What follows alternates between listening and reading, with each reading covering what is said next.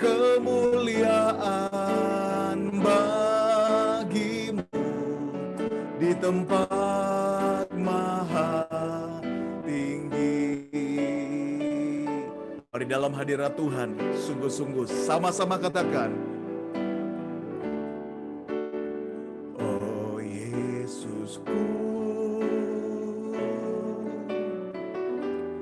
Engkaulah Raja Damai,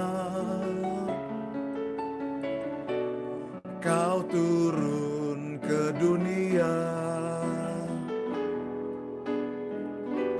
selamatkan manusia. Katakan sama-sama, panggil dia, oh Yesusku, Dia penuh kasih, Kau Tuhan penuh kasih. Kau berikan hidupku, katakan, untuk tebus dosaku, untuk tebus dosaku. Kaulah Allah yang ku puji, Kaulah Allah yang ku sembah. Kemuliaan bagimu di tempat maha tinggi. Katakan, kemuliaan bagi Dia, kemuliaan bagimu di tempat maha tinggi. Katakan, Kaulah Allah. Sama-sama katakan, saudara, Kaulah Allah yang ku puji, Kaulah Tuhan, Kaulah Tuhan. Katakan, ku sembah, yang ku sembah. Sama-sama katakan, kemuliaan bagimu di tempat maha tinggi. Katakan, kemuliaan, kemuliaan bagimu di tempat maha tinggi. Katakan, kemuliaan sambil mengangkat tangan kepada Tuhan. Kemuliaan bagimu di tempat maha tinggi. Kemuliaan bagimu di tempat maha tinggi. Saya percaya kemuliaan Tuhan sedang turun di rumah saudara hari ini. Mari sama-sama angkat kedua tangan kita, arahkan hati kita kepada Tuhan. Mari sama-sama katakan, kemuliaan, kemuliaan bagimu di tempat maha tinggi. Kemuliaan, kemuliaan, kemuliaan turun di rumah saudara. Damai sejahtera Allah mengalir. Kemuliaan, kemuliaan bagimu di tempat maha tinggi. Kemuliaan, kemuliaan bagimu maha tinggi. Mari sama-sama lebih lagi angkat suara kita yang terbaik bagi Tuhan. Kemuliaan, kemuliaan bagimu di tempat maha tinggi. Kemuliaan, kemuliaan bagimu di tempat maha tinggi, di tempat maha tinggi, di tempat maha tinggi di tempat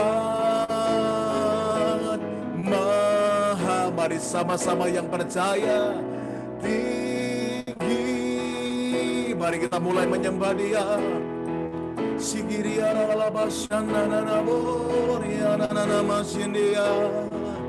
Ora balabasya karalabalabala. Kemuliaan Tuhan turun, kemuliaannya dinyatakan.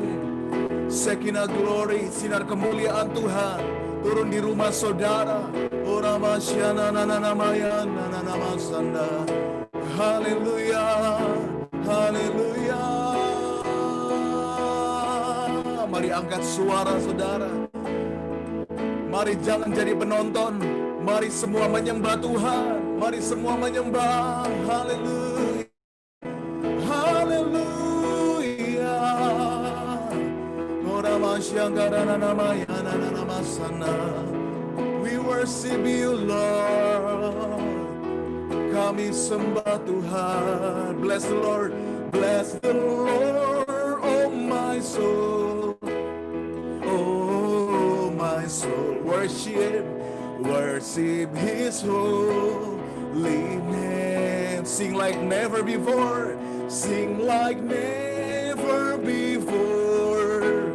Oh my soul, I worship your holy. Mari jangan menjadi penonton. Angkat suara saudara menyembah Dia. Bless the Lord, oh my soul. Oh my soul, worship His holy name. Sing like never before. Oh my soul, oh my soul, I worship your holy name. Sama-sama angkat kedua tangan kita, katakan, bless the Lord, oh my soul. Oh my soul, worship His holy name. Sing like never before. Oh my soul, I worship your holy name. Mari angkat tangan saudara, katakan, bless the Lord, oh my soul. Come on Holy Spirit. Lawat kami semua pagi hari ini. Urapan-Mu mengalir dari tempat yang maha tinggi. Line, sing like never before. Sing like never before. Sikarabata karalalaba syakaralabalabalabalabalabalabalabalabala. I worship your holy name. Mari saudara saja angkat pujian ini.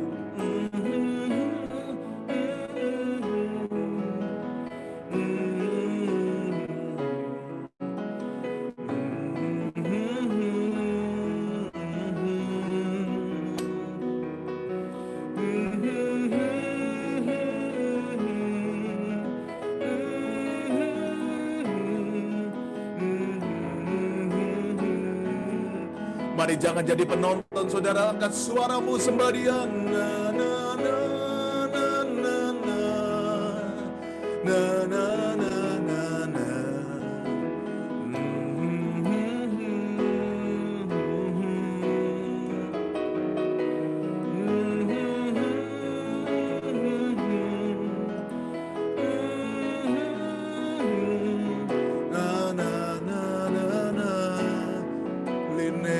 Bless the Lord, oh my soul. Bless the Lord, oh my soul. Oh my soul. Worship Him. Worship His holy name. Hadirat Tuhan sedang melawat setiap kita. Never before. Lawatan Tuhan di rumah saudara. Pada momen Natal ini, lawat kami ya Tuhan. His holy name. Bless the Lord. Bless the Lord, oh my soul. Oh my soul, worship His holy name. Sing like never before. Oh my I worship your holy name. I worship your holy name. I worship your holy name. I worship your holy name. Beri kemuliaan bagi Tuhan. Haleluya. Haleluya. Lawatan-Mu sedang bekerja atas setiap kami pagi hari ini. Dan kami percaya Roh Kudus dicurahkan kepada hati kami semua. Sehingga hati kami limpah dengan ucapan syukur. Limpah dengan damai sejahtera daripada Allah yang mengalir, membuat kami tenang, tidak gelisah, dan siap mendengarkan kebenaran firman Tuhan. Urapi hamba-Mu, baik yang berbicara maupun setiap jemaat Tuhan yang mendengar.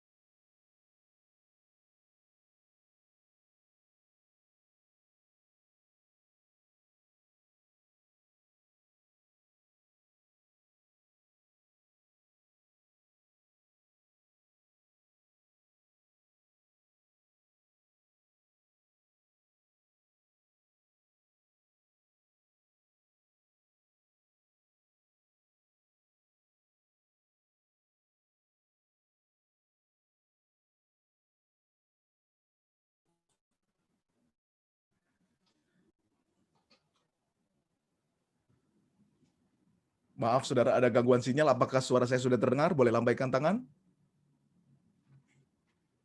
Sudah ya? Oke, terima kasih. Maaf ya saudara, kita nggak bisa kontrol karena sinyal. Ya, kembali ya, kita fokus kembali dalam firman. Hari ini tema firman Tuhan yaitu nothing is impossible. Artinya bagi Tuhan tidak ada yang mustahil. Sama-sama katakan, bagi Tuhan tidak ada yang mustahil. Nah, kita sama-sama baca dalam Lukas 1 ayat yang ke-37 berkata demikian. Sebab bagi Allah tidak ada yang mustahil. Sebelum saya membahas lebih lanjut, kita ingat tema bulan ini, yaitu Jesus was born. Nah, kelahiran Yesus disambut dengan sebuah kepanikan seorang Maria. Kaget. Kita lihat yuk sama-sama Bapak Ibu. Lukas 1 ayat 34 berkata begini. Kata Maria kepada malaikat itu, bagaimana hal itu mungkin terjadi? Karena aku belum bersuami. Ini sebuah pertanyaan sekaligus kekhawatiran juga, kebingungan juga oleh Maria kepada malaikat pada saat itu. Dia bingung kenapa? Karena dia belum menikah secara agama saat itu. Dia belum menikah, belum ada status pernikahan, belum berhubungan, mohon maaf, antara suami dan istri. Tapi malaikat menjumpai. Saudara mungkin tahu malaikat itu bernama Gabriel. Menjumpai Maria dan bilang begini, akan diberikan kasih karunia, benih Roh Kudus. Akan mengandung. Itu sebabnya Maria kaget, saudara. Karena menurut Maria itu nggak masuk akal. Kenapa? Karena mana bisa mungkin hamil dalam keadaan belum berhubungan. Itu nggak masuk akal. Memang betul kalau kita belajar ilmu kedokteran, secara biologis tidak mungkin seseorang bisa mengandung kalau tidak berhubungan dan tidak menikah. Tidak mungkin bisa. Makanya ini sebuah hal yang tidak masuk akal, saudara. Nah ternyata mustahil itu artinya begini, sesuatu yang tidak mungkin terjadi, nggak masuk akal manusia. Saya ulangi, mustahil itu adalah sebuah hal yang nggak masuk akalnya kita. Sama seperti Maria tadi bilang, nggak mungkin dong, saya belum bersuci. Nah, hari ini saudara kita banyak diperhadapkan dengan semua hal yang nggak mungkin menurut kita. Semua hal yang kita mungkin nggak pasti. Apalagi kita mendengar kabar ada virus corona baru mutasi di Inggris dan di Eropa sudah di-lock semua. Dan katanya di Singapura sudah ada yang kena, bahkan di Australia sudah ada 2. Saya nggak tahu di Indonesia sudah ada belum. Dan kemungkinan besar menurut penelitian dan prediksi kemungkinan besar akan menyebar ke seluruh dunia lagi. Kenapa? Karena menurut data yang saya baru lihat, virus ini 70% lebih cepat menyebar. Bayangkan, virus corona yang dulu kalah cepat menyebarnya dari virus corona yang baru ini.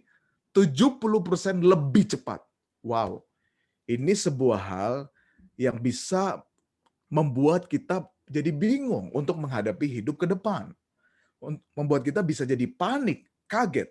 Karena tidak masuk akalnya kita kenapa ini terjadi. Nah hari ini saudara, firman Tuhan berkata, bagi Tuhan tidak yang mustahil. Mungkin orang berkata, mustahil lah 2021 saya bisa diberkati Tuhan. Mustahil 2021 saya bisa sehat. Mustahil saya ekonominya bisa lebih baik. Mungkin kita juga berkata, dan mungkin juga ada orang yang berkata, mustahil saya bisa punya anak. Mustahil saya bisa panjang umur. Mustahil saya bisa menikah. Ada juga yang berkata, mustahil saya bisa dapat jodoh gitu ya. Ada yang bilang berkata, mustahil saya bisa happy hidupnya. Mustahil saya bisa dilindungi Tuhan, bisa sehat. Begitu banyak orang melontarkan perkataan itu dan bahkan mungkin dari kita sendiri memperkatakan demikian kepada diri kita sendiri. Karena tidak masuk akal kita. Mungkin kita melihat, kita berkaca, faktanya kita ini hidupnya demikian. Menurut akal kita, nggak mungkin deh kita bisa sukses. Nggak mungkin deh kita bisa berhasil. Nggak mungkin deh kita bisa bahagia tahun depan dan tahun-tahun seterusnya. Karena dunia seperti ini. Tapi saya ingin katakan begini, selama kita berjalan dengan Tuhan, selama firman Tuhan kita dengar seperti Maria mendengar, berkata begini, nothing is impossible. Bagi Tuhan tidak ada yang mustahil. Jadi kita harus mengerti, pekerjaan Tuhan, mukjizat Tuhan selalu di luar akalnya kita. Itu namanya mukjizat. Kalau masuk akalnya kita, itu bukan mukjizat. Kita juga bisa mengerjakannya sendiri kalau bisa pakai akal kita. Contohnya begini, kita tahu bikin nasi goreng itu pakai kecap, pakai um, garam gitu ya. Dan kita bisa buat masuk akalnya kita. Dan segala sesuatu yang masuk akalnya kita, kita bisa kerjakan sendiri, saudara. Artinya apa? Kita jadi nggak perlu Tuhan, betul nggak? Kita jadi nggak perlu pekerjaan Tuhan. Padahal pekerjaan Tuhan itu begini, selalu bekerja lebih dari apa yang kita doakan, lebih dari apa yang kita pikirkan. Itu pekerjaan Tuhan. Itu sebabnya kita harus tahu dulu, saudara, pekerjaan Tuhan itu selalu melewati akal saudara. Nah, kalau akal kita mikirnya A, Tuhan itu bisa bekerja B, C, dan D. Kalau kita mikirnya 10, Tuhan bisa mengerjakan 20, 30,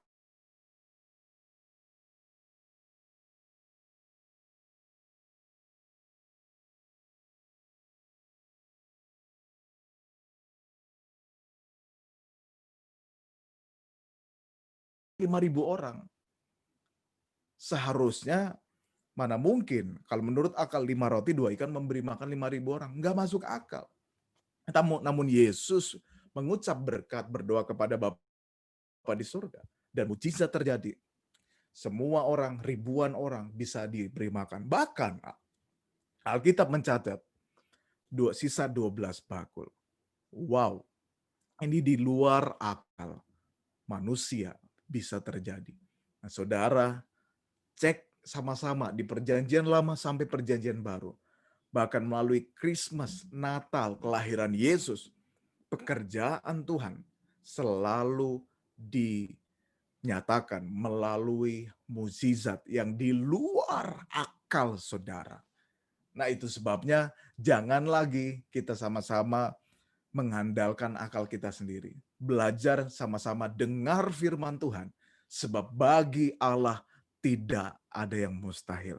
Nah, hari ini kita akan belajar ada 4 hal yang membuat kita supaya yakin dengan sungguh-sungguh bahwa bagi Allah tidak ada yang mustahil.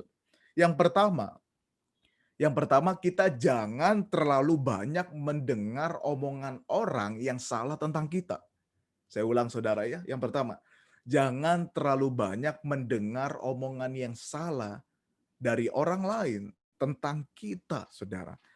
Matius 2 ayat 7 sampai yang ke-8 berkata begini.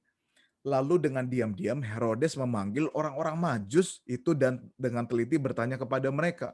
Bila mana bintang itu nampak, kemudian ia menyuruh mereka ke Betlehem, katanya, pergi dan selidikilah dengan seksama hal-hal mengenai anak itu, dan segera sesudah kamu menemukan dia, kabarkanlah kepadaku supaya aku pun datang menyembah dia.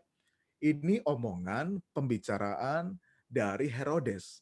Di saat orang Majus bertanya kepada Herodes, karena dia melihat bintang berhenti di kota Yerusalem, dia bertanya kepada Herodes, dia izin. Tahu nggak di mana lahir seorang raja? Nah, Herodes punya motivasi yang tidak benar. Dia bilang dengan cara yang licik, dia bilang, nanti kalau kamu ketemu, nanti kabarin saya, intinya begitu. Saya mau menyembah dia, padahal maksud Herodes mungkin ingin membunuh, mungkin ingin mencelakakan bayi Yesus. Nah, kemudian orang Majus akhirnya bisa bertemu dengan bayi Yesus. Nah, kemudian yang luar biasanya orang Majus mendapatkan mimpi. Itu tertulis dalam Matius 2 ayat 12, bilang begini, dan karena diperingatkan dalam mimpi, supaya jangan kembali kepada Herodes, maka pulanglah mereka ke negerinya melalui jalan lain. Saudara, di sini kita melihat orang Majus tidak fokus kepada omongan Herodes, tidak fokus mendengar perkataan Herodes.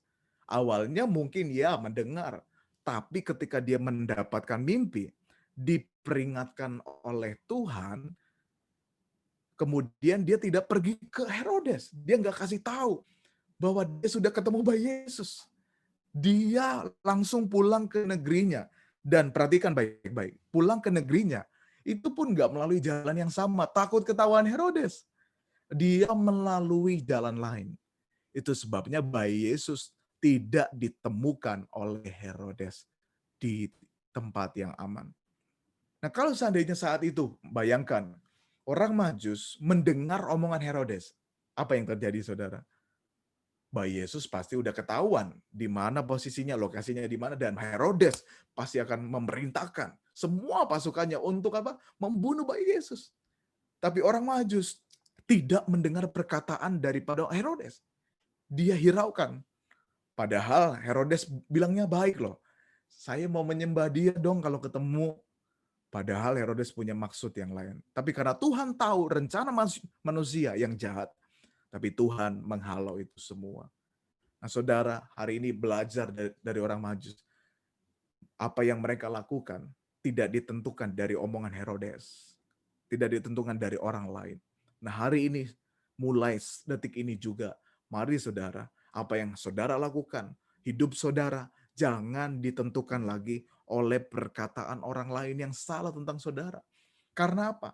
Perkataan orang lain yang salah membuat saudara salah menggambarkan Tuhan, salah menilai Tuhan, memandang saudara. Contohnya orang bilang mustahil kamu bisa bahagia.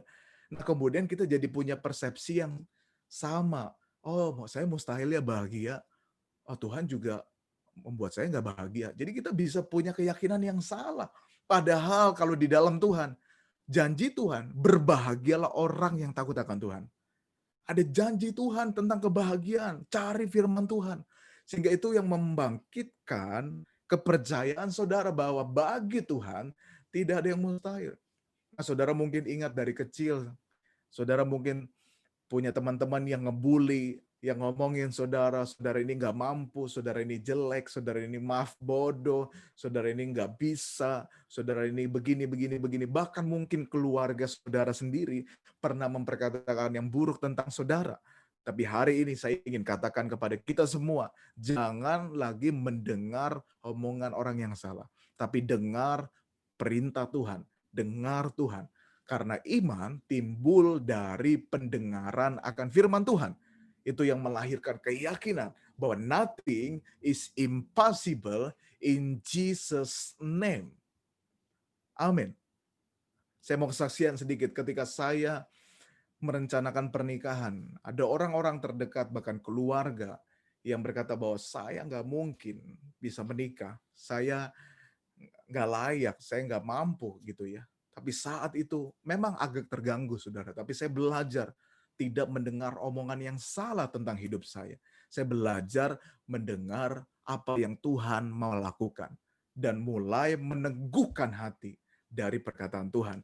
Dan sehingga saudara melihat juga, dan saya ingin menyaksikan bahwa Tuhan menolong bisa dalam penyertaan Tuhan. Membentuk keluarga di dalam kasih Kristus. Ini yang pertama, saudara. Dari orang Majus kita belajar. Yang kedua, kita akan belajar dari Yusuf. Matius 1 ayat 19 berkata begini, karena Yusuf suaminya, seorang yang tulus hati dan tidak mau mencemarkan nama istrinya di muka umum, ia bermaksud menceraikannya diam-diam. Yang kedua, supaya kita bisa yakin bahwa bagi Tuhan gak ada yang mustahil, yaitu kita jangan andalkan pikiran kita lagi sendiri. Saya ulangi, jangan andalkan pikiran kita lagi sendiri. Yusuf tadinya dia mengandalkan pikiran dan hatinya sendiri. Dia bilang begini, dia maksudnya menceraikan istrinya diam-diam supaya nggak mencemarkan nama Maria. Ini yang dianggap Yusuf paling benar saat itu. Karena memang sebagai laki-laki dia kaget. Bayangkan saudara, seorang tunangan berkata, oh, sudah ada kandungan, sudah ada janin di dalam rahimnya Maria. Dan Maria mungkin berkata, ini dari Holy Spirit, dari Roh Kudus. Mungkin Yusuf kaget, Roh Kudus yang mana itu? Tetangga mana? Ya, mungkin dia jadi bingung, saudara. Dan waktu itu dia mulai mengandalkan pikirannya sendiri. Dia berkata, nggak mau mencemarkan nama Maria dan ingin menceraikannya. Kenapa dikatakan bercerai padahal mereka belum menikah? Karena menurut budaya dan agama Yahudi, kalau sudah bertunangan, itu sebuah langkah awal yang sakral. Jadi tidak boleh pisah atau cerai sampai menikah dan selama-lamanya. Jadi sudah harusnya orang yang bertunangan sampai ke pernikahan, itu hukumnya wajib. Kalau tidak dilakukan itu aib. Makanya Yusuf ingin lari, diam-diam. Dia kabur. Kenapa? Takut jadi aib, saudara. Mumpung belum heboh beritanya, dia mau kabur. Nah, dari sini kita belajar. Yusuf tadinya mengandalkan pikirannya saja. Nah, kemudian kita lihat, baca di rumah, saudara, Matius 1 ayat 20 sampai yang ke-23. Yusuf mengalami perjumpaan dengan malaikat Tuhan di mimpi. Dibilang begini, bahwa intinya itu benar, benih dari Roh Kudus dan dinamakan Immanuel. Nah, kemudian setelah bangun dari mimpi, saudara perhatikan ya, Matius 1 ayat 24 bilang begini, sesudah bangun dari tidurnya, Yusuf berbuat seperti yang diperintahkan malaikat Tuhan itu kepadanya, ia mengambil Maria sebagai istrinya. Perhatikan saudara, tadinya dia mengandalkan pikirannya sendiri. Yang kedua, dia mengandalkan pikiran Tuhan melalui perintah firman Tuhan. Nah, saudara, seringkali kita punya cara pandang sendiri tentang perjalanan hidup kita. Ya, cara pandang sendiri tentang diri kita sendiri. Mari hari ini lepaskan itu. Kalau kita pegang cara pandang kita sendiri, justru itu membuat kita selalu dalam kebimbangan, dalam keraguan, dalam gelisah, dalam ketakutan. Itu justru membuat kita nggak yakin bahwa bagi Tuhan nggak ada yang mustahil.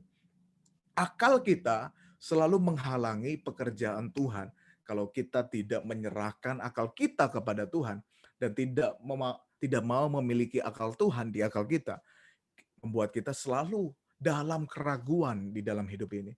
Itu sebabnya mari kita belajar seperti Yusuf, masukkan akalnya Tuhan ke akal kita. Ingat firman Tuhan berkata, hukum yang terutama, kasihilah Tuhan Allahmu segenap hati, segenap jiwa, tapi ingat, ada akal budi. Akal budi juga harus diserahkan kepada Tuhan. Bukan akal-akalnya kita untuk membangun hidup kita, tapi akalnya Tuhan yang harus kita ikuti, saudara. Supaya akal laras dengan akalnya Tuhan. Amin, saudara ya.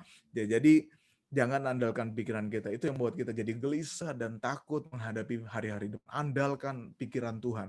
Masukkan pikiran Tuhan dari firman-firman dan perintah Tuhan. Yang ketiga, bagaimana supaya kita punya keyakinan yang kuat bahwa bagi Tuhan tidak ada yang mustahil.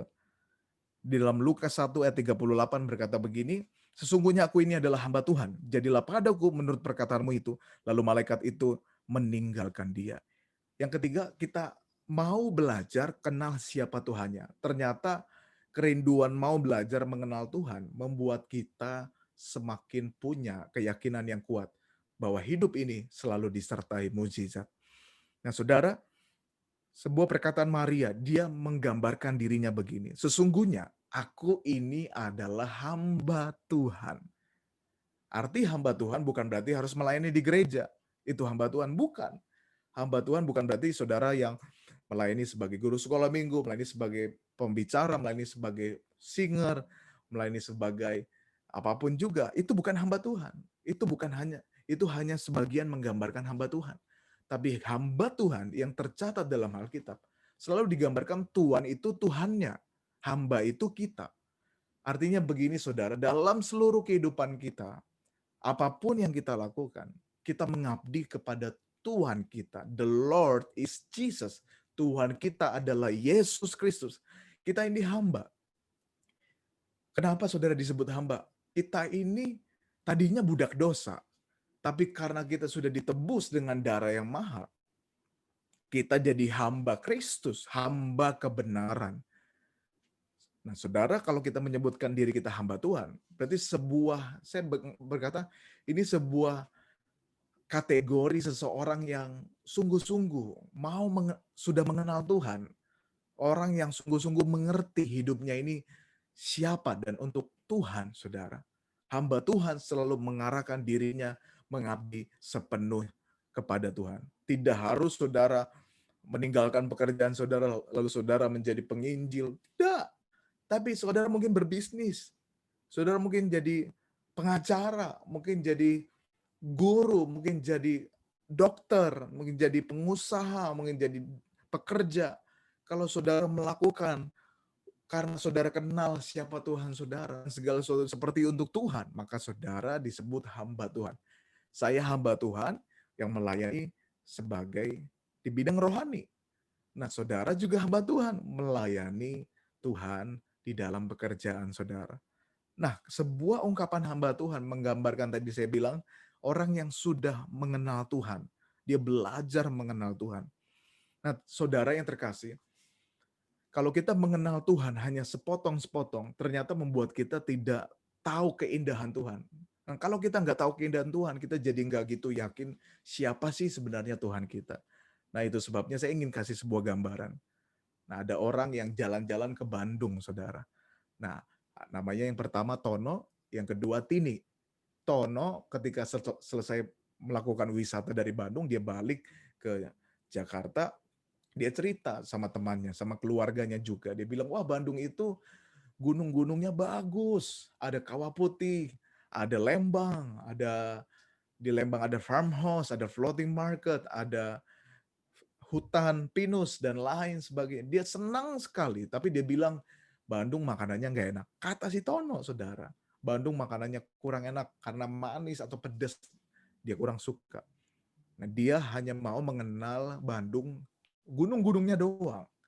Nah, tapi si ini dia habis melakukan wisata di Bandung, dia cerita ke keluarganya di Jakarta, dia bilang begini, Bandung gunungnya nggak enak, terlalu tinggi, kedinginan saya di sana. Makanannya tapi enak banget, dia bilang makanannya manis, makanannya pedas juga, dan sangat lezat katanya. Wow. Nah, jadi ada dua cerita yang berbeda menggambarkan Bandung. Nah, tapi seharusnya kita harus mengenal Bandung seutuhnya. Bandung sepenuhnya. Makanannya enak, terus wisatanya juga bagus. Nah, kalau kita bisa mengenal seluruh Bandung, kita dapat mengambil kesimpulan bahwa Bandung itu indah. Dan kalau kita sudah mendengar dan melihat Bandung itu indah, membuat keyakinan di hati kita bahwa iya, liburan yang enak itu ke Bandung loh. Ada keyakinan, betul nggak saudara? Sama halnya dengan saudara. Saudara, ada orang yang menganggap Tuhan sebagai juru makanan saja. Jadi cuman menyediakan makanan kita, kalau kita kelaparan kita datang kepada Tuhan, Tuhan tolong dong saya mau makan. Ada juga yang kenal sakit, Tuhan saya sakit sembuhkan dong, sakit sembuhkan dong. Nggak kenal Tuhan yang lain. Ada juga yang mengenal Tuhan itu adalah Tuhan yang penuh kasih. Wah, Tuhan yang selalu mengasihi kita. Ada juga yang mengenal Tuhan sebagai Tuhan yang kejam. Kalau saya salah, saya dikutuk, saya dimurka, saya mendapatkan malapetaka, dan lain sebagainya. Ada juga yang mengenal Tuhan sebagai Tuhan yang Tuhan yang hanya melakukan mujizat saja. Tuhan yang menyediakan keuangan. Kalau nggak ada duit, Tuhan minta duit dong. Tuhan minta duit dong, saudara. Jadi banyak orang yang menggambarkan Tuhan hanya sekotak-kotak. Nah, saya ingin katakan, kalau kita mengenal Tuhan hanya sekotak-kotak, justru membuat kita tidak punya keyakinan yang benar di dalam Kristus. Nah, kalau kita belajar mengenal Tuhan semua, ya Tuhan itu menyediakan keuangan saya. Ya Tuhan itu juga memberikan saya kesehatan. Ya Tuhan itu juga Tuhan yang adil. Kalau saya salah, saya dihukum, saya dibentuk, diproses. Ya Tuhan saya Tuhan yang mengasihi. Walaupun saya salah, tapi saya diampuni, saya dikasihi. Ya Tuhan saya adalah Tuhan yang mengembalakan saya. Ya Tuhan saya adalah Tuhan yang menyediakan makan minum saya. Tuhan saya ada di dalam Alkitab, saudara, di firman Tuhan. Kenal Tuhan sepenuhnya, jangan sekotak-kotak. Ada orang yang berkata, wah saya mau Natal doang. Happy, ada kado-kado gitu ya. Tapi nggak mau merayakan Paskah, hari kematian Tuhan dan kebangkitan Tuhan. Tidak bisa, saudara. Yesus harus saling terkait antara kelahiran, kematian, dan kebangkitan. Tidak bisa dipisahkan. Ini merupakan sebuah jalan di mana Yesus menyelamatkan kita. Kalau kita menyebut Yesus juru selamat, kita nggak cuma bilang dia lahir doang. Kita juga harus tahu dia mati di kayu salib dan bangkit untuk menyatakan bahwa kita sudah dibebaskan dari dosa dan kita sudah dilepaskan. Nah, saudara, mari di momen Natal ini kenallah Tuhan dengan sungguh-sungguh.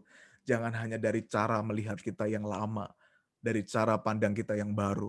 Jangan dikotak-kotakan Tuhan kita. Kenal dia sepenuhnya. Tuhan kita bukan hanya Tuhan yang hanya menyembuhkan penyakit, bukan hanya melepaskan setan, tapi Tuhan kita adalah Tuhan yang akan menyediakan masa depan saudara juga. Dia Tuhan yang membentuk karakter saudara, Tuhan yang memurnikan saudara, dia Tuhan yang bisa memberikan saudara kebahagiaan. Kenali Tuhan kita. Sehingga membuat kita yakin lebih besar bahwa dalam segala hal, bagi Tuhan tidak ada yang mustahil. Nah, yang terakhir, saudara, apa yang membuat kita supaya kita bisa yakin bahwa bagi Tuhan itu nggak ada yang mustahil? Kita harus dipenuhi damai sejahtera yang sesungguhnya. Lukas 2 ayat 14 berkata begini, kemuliaan bagi Allah di tempat yang maha tinggi dan damai sejahtera di bumi di antara manusia yang berkenan kepadanya. Perkataan daripada seorang malaikat saat itu berkata, kemuliaan bagi Allah di tempat yang maha tinggi dan damai sejahtera di bumi. Perhatikan saudara, damai sejahteranya bukan lagi di atas di sorga, tapi turun ke bumi. Dan siapa damai sejahtera itu? He is the Prince of Peace, is Jesus Christ. Yesus Kristus, dia damai sejahteranya itu. Damai sejahtera diberikan kepada hati kita. Nah, saudara, kedatangan Tuhan ke dunia ini, kelahirannya bukan membawa peperangan, bukan membawa perpecahan, bukan membawa pemberontakan. Kalau kita melihat perjanjian lama, terjadi peperangan dan lain sebagainya. Tapi kelahiran dia sebagai raja, bukan raja untuk menghancurkan dunia ini, tapi raja yang membawa kedamaian, yang membawa kasih. Nah, ternyata kedamaian ini hanya kita bisa dapati dalam Kristus. Saya ingin membaca satu ayat yang kiranya memberkati kita semua. Yohanes 14 ayat 27 berkata begini, damai sejahtera ku tinggalkan bagimu. Perhatikan saudara, damai sejahteranya Yesus ditinggalkan kepada kita. Damai sejahteraku kuberikan kepadamu. Sudah ditinggalkan, diberikan juga. Dan apa yang kuberikan? Oh, ini luar biasa ya. Tidak seperti diberikan oleh dunia kepadamu. Jadi damai yang diberikan Tuhan, dan dia sendiri damai itu, tidak bisa diberikan dunia. Janganlah gelisah dan gentar hatimu. Nah, karena damai ini yang membuat kita nggak gelisah lagi, nggak takut lagi, nggak gentar lagi hati kita. Karena ada damai yang sesungguhnya memenuhi hati kita, saudara. Dan saya ingin katakan damai itu adalah Yesus Kristus yang lahir di hati saudara. Itu yang membuat saudara damai. Jadi dikatakan juga tidak bisa diberikan dunia. Ternyata berarti ada damai-damai yang diberikan dunia. Saudara mungkin kalau dapat uang, happy mungkin. Tapi itu sebentar, sementara saudara. Mungkin saudara dapat orderan banyak, happy? Yes, pasti happy. Siapa yang nggak mau, senang. Tapi itu juga sementara happy-nya. Dan kalau kita nggak punya damai yang sesungguhnya dalam Kristus, happy-nya kita cuma karena perasaan, cuma karena keadaan. Tapi kalau damai dalam Kristus, sekalipun dunia bergoncang, sekalipun dunia ini akan lenyap sekalipun, kita akan tetap damai, kita akan tetap still, kita akan tetap tenang. Kenapa? Karena damai itu yang membuat kita tetap percaya bahwa Dia yang besar ada di dalam hati kita, membuat kita tidak takut lagi. Nah, hari ini saudara, seringkali saudara, banyak orang juga yang membahas hanya ayat 27. Coba kita lihat Yohanes 14 ayat 26. Kita mau tahu siapa sih damai sejahtera yang ditinggalkan Yesus. Tetapi penghibur yaitu Roh Kudus yang akan diutus oleh Bapa dalam namaku. Dialah yang akan mengajarkan segala sesuatu kepadamu dan akan mengingatkan kamu akan semua yang telah kukatakan kepadamu. Ternyata damai sejahtera yang diberikan Yesus, yang ditinggalkan Yesus, karena Yesus secara fisik tidak lagi bersama dengan murid-murid saat itu. Dia akan naik ke sorga, tapi dia mengirimkan sang damai sejahtera berikutnya, yaitu rohnya, yaitu Holy Spirit. Roh Kudus yang memberikan damai itu sehingga membuat kita tidak takut dan gelisah lagi. Hari ini saudara, seringkali kita memberikan ruang yang sedikit kepada Roh Kudus di hati kita. Kalau kita gambarkan 100% hati kita, kalau kita cuma kasih ruang ke Roh Kudus hanya 20%, maka 80%-nya kita akan ketakutan hidupnya, saudara. Akan gelisah, akan gentar. Kenapa? Karena damai sejahteranya cuma 20%. Sang damai sejahtera Roh Kudus itu hanya 20% kita taruh di hati kita. Nah, kalau kita tambah lagi 50%. Nah, 50%-nya kita damai, tapi 50%-nya lagi apa? Kita gelisah, kita gentar lagi, saudara. Karena kita hanya memberikan 50% ruang di Roh Kudus, di hati kita, saudara. Nah, tapi kalau kita berikan 100% hati kita untuk dipenuhi Roh Kudus setiap hari, dan selama-lamanya, saya percaya kita akan gelisah lagi. Kita tidak akan gentar lagi. Kita tidak akan takut lagi. Kita tidak akan khawatir lagi menghadapi tahun-tahun berikutnya. Kenapa? Karena damai itu mengisi penuh di hati kita. Alkitab bilang, itu yang membuat kita tidak gelisah dan gentar lagi. Buat kita yakin bahwa bagi Tuhan tidak ada yang mustahil. Hari ini saudara, saya rindu kita semua, jangan jadi penonton. Jangan jadi hanya pengikut. Mari kita jadi murid yang mengenal Tuhan sungguh-sungguh. Jangan lagi mengkotak-kotakan Tuhan. Tuhan bukan hanya juru sakit. Kalau kita sakit, kita mau sembuh. Tuhan bukan hanya juru makan. Kalau kita perlu makan, kita cari Tuhan saja. Kalau kita sudah punya berkat, kita lupa cari Tuhan. Mari saudara, kenal Tuhan seluruhnya. Pengenalan Tuhan seluruhnya justru membuat kita semakin yakin bahwa Tuhan selalu menolong kita. Saya rindu kita sama-sama angkat kedua tangan kita.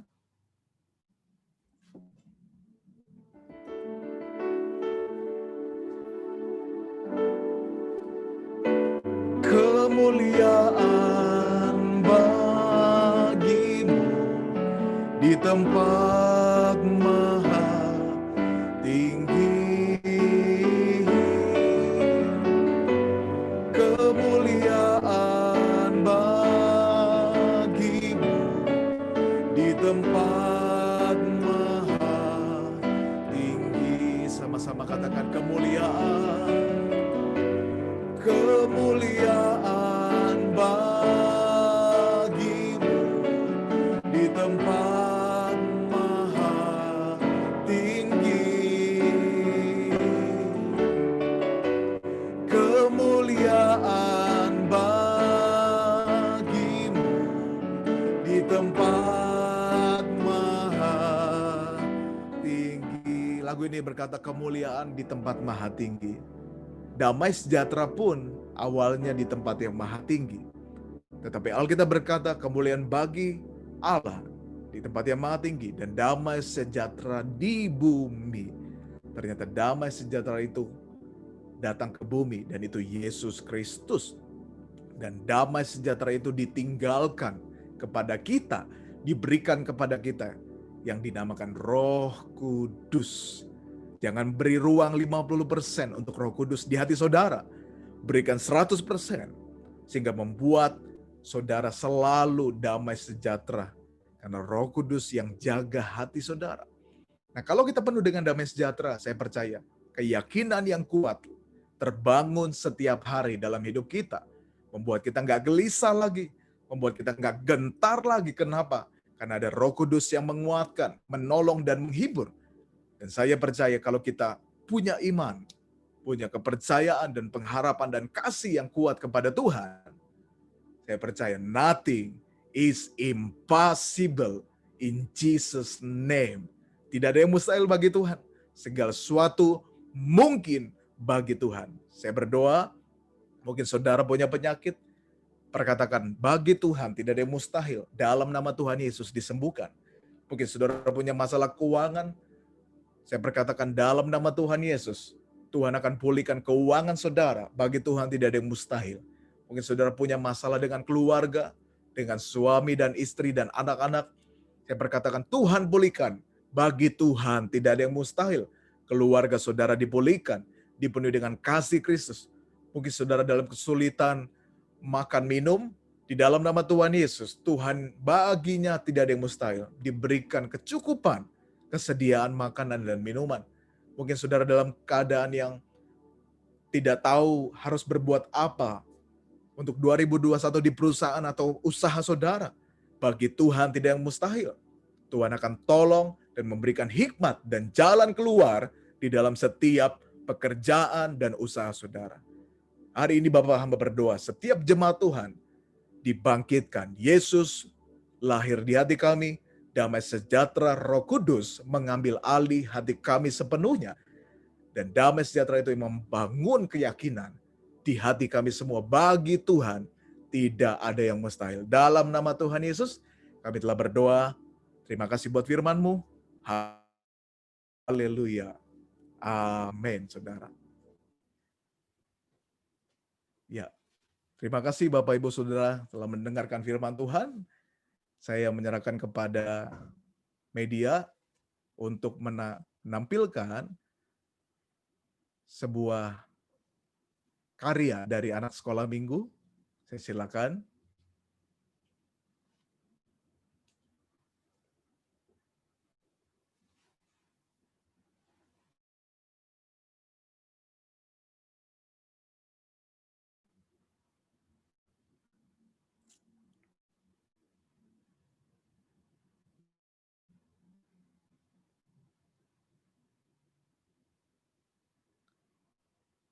Ya, belum ada suaranya, boleh tolong diulang?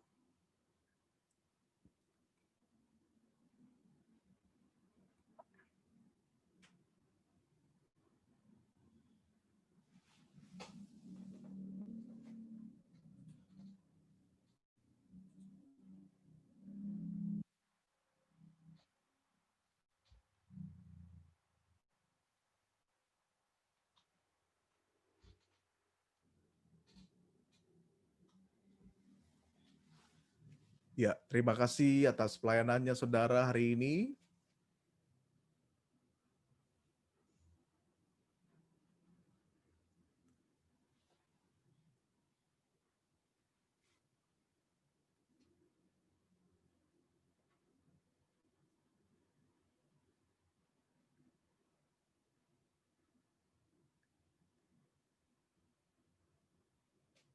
Ya, mari kita siapkan hati kita minggu depan. Ya,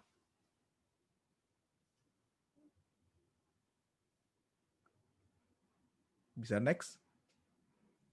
Melakukan ibadah dengan baik dan benar. Mari kita siapkan diri, hati dan pikiran, bernyanyi, mencatat, dengar khotbah, dengan doa bersama dan berbagi ibadah ini kepada orang lain juga. Bagi saudara yang ingin didoakan, saudara bisa hubungi nomor tersebut.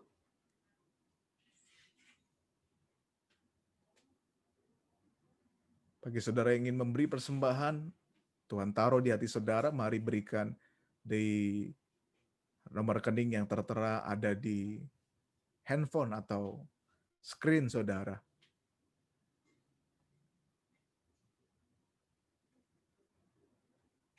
Ya, minggu depan kita akan perjamuan kudus, saudara.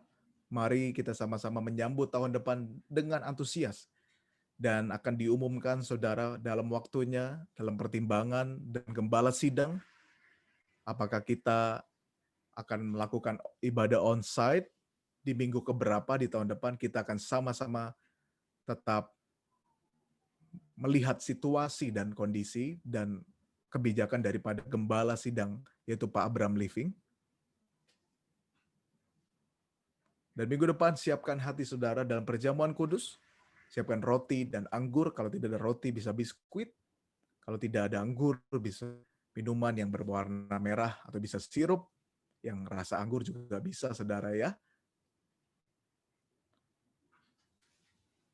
Minggu depan anak-anak tetap beribadah sekolah minggu dan pastikan anak-anak saudara mengikutinya supaya kita semua melihat anak-anak datang kepada Tuhan dan diberkati Tuhan. Happy Sunday, Tuhan Yesus memberkati kita semua.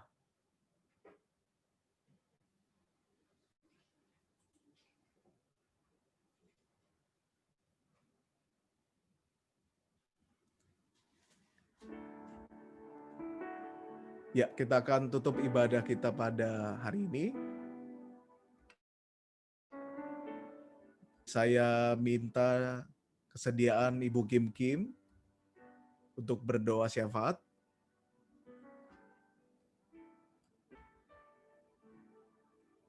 Ya, Bu Kim Kim, shalom. Ya, baik. Ya, minta kesediaan Ibu doa syafaat ya. Ya. Ya, mari kita berdoa. Bapa di dalam surga, terima kasih Yesus karena Engkau Allah yang baik, Allah yang mengasihi kami, Allah yang tidak pernah meninggalkan dan membiarkan kami. Terima kasih Bapa, segala puji syukur hanya bagi satu nama, Engkau Yesus Kristus, Allah kami yang hidup. Tuhan, terima kasih untuk hari ini. Terima kasih untuk berkat-Mu, firman-Mu, ya Tuhan, kebenaran-Mu yang memerdekakan kehidupan kami. Terima kasih ya Tuhan, kami bersyukur ya Tuhan untuk segala kasih dan kebaikan-Mu. Terima kasih ya Tuhan, Tuhan juga yang memberkati ya Tuhan, Pastor Reinhard dan keluarganya, Tuhan yang memberikan kesehatan, kekuatan ya Tuhan, berkat dalam pelayanan apapun ya Tuhan yang dikerjakan Pastor Reinhard, Tuhan buat berhasil. Terima kasih Bapak di dalam surga. Kami juga bersyukur ya Tuhan bila kami bisa berkumpul bersama-sama hari ini. Semua karena kebaikan Engkau ya Tuhan. Biarlah ya Tuhan kami percaya Tuhan segala sesuatu. Kami percaya rancangan-Mu adalah rancangan damai sejahtera dan bukan rancangan kecelakaan yang memberikan kami hari depan yang penuh dengan harapan. Kami percaya Tuhan suatu saatnya nanti kami pasti berkumpul bersama-sama lagi ya Tuhan untuk memuji dan menyembah Engkau ya Tuhan. Terima kasih Bapa di dalam surga. Tuhan, kami menyerahkan sepanjang hari ini ke dalam tangan pengasihan Tuhan. Kami percaya Tuhan, di dalam Engkau tidak ada yang mustahil ya Tuhan. Kami percaya Tuhan, ketika kami percaya Tuhan, Engkau yang akan membimbing kehidupan kami. Roh Kudus-Mu yang akan menuntun kami kepada kebenaran-Mu. Terima kasih Amin. Bapa di dalam surga. Kami juga berdoa ya Tuhan untuk Bapak Gembala Sidang kami, Bapak Living. Biarlah Tuhan juga yang memberikan kesehatan, kekuatan ya Tuhan. Tuhan juga yang berkati pelayanannya ya Tuhan. Kami juga berdoa untuk kota kami, kota Bandung, kota Jakarta, dan semua provinsi ya Tuhan di Indonesia. Kami percaya Tuhan, kasih-Mu melingkupi kami semua ya Tuhan. Berikanlah roh takut akan Tuhan kepada keluarga kami, kepada bangsa kami ya Tuhan, dan kepada rakyat Indonesia. Terima kasih Bapa di dalam surga. Kami juga mau berdoa ya Tuhan untuk wabah virus ini ya Tuhan, pandemi ini. Kami percaya Tuhan, perlindungan proteksi Tuhan senantiasa menyertai kami ya Tuhan. Kami percaya Tuhan, ketika kami berharap ya Tuhan kepada Engkau ya Tuhan, pagar penjagaan-Mu senantiasa menyertai kami. Terima kasih Bapa untuk firman-Mu hari ini ya Tuhan. Biarlah setiap firman yang ditabur, biarlah ditabur di hati yang subur dan akan berakar, bertumbuh dan berbuah di dalam nama Tuhan Yesus Kristus. Terima kasih Bapa, di dalam nama Tuhan Yesus kami sudah berdoa dan mengucap syukur. Doa selanjutnya kepada Pastor Reinhard. Mari saudara kita angkat kedua tangan kita. Tuhan memberkati usaha saudara, katakan amin. Tuhan memberkati pekerjaan saudara. Tuhan memberkati keluarga saudara. Apa yang saudara buat, Tuhan buat berhasil. Semakin naik bukan turun, menjadi kepala bukan ekor. Apapun yang saudara doakan dan minta, kiranya Tuhan menjawab sesuai dengan kehendak Tuhan. Dan apapun yang saudara harapkan di tahun 2021, kiranya Tuhan buat menjadi kenyataan. Bapa, lindungi kami semua dari COVID-19. Dia menjaga dari segala malapetaka. Dijaga dengan penyertaan yang tingkap-tingkap langit dibukakan, berkat Tuhan dicurahkan. Tuhan menyinari saudara dengan wajah-Nya, memberikan kasih karunia.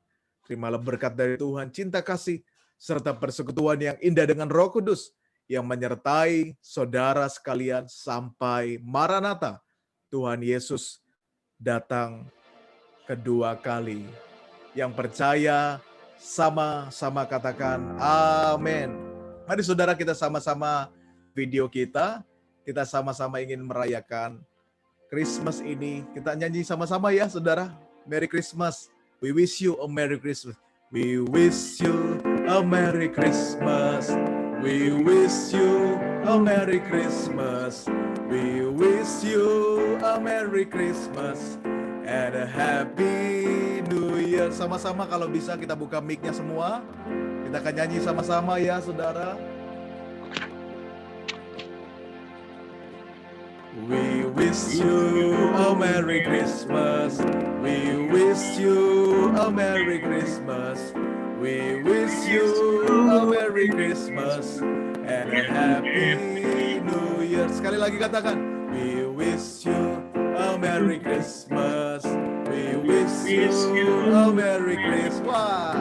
We wish you a Merry Christmas and a Happy New Year. Salam bagimu, salam bagimu sekalian.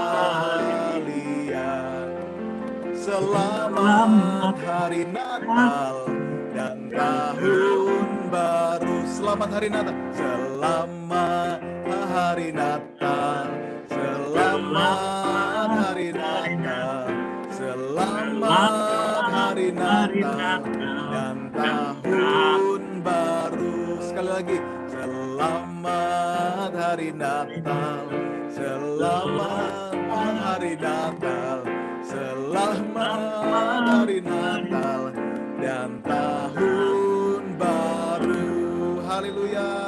Merry Christmas Bapak Ibu Saudara.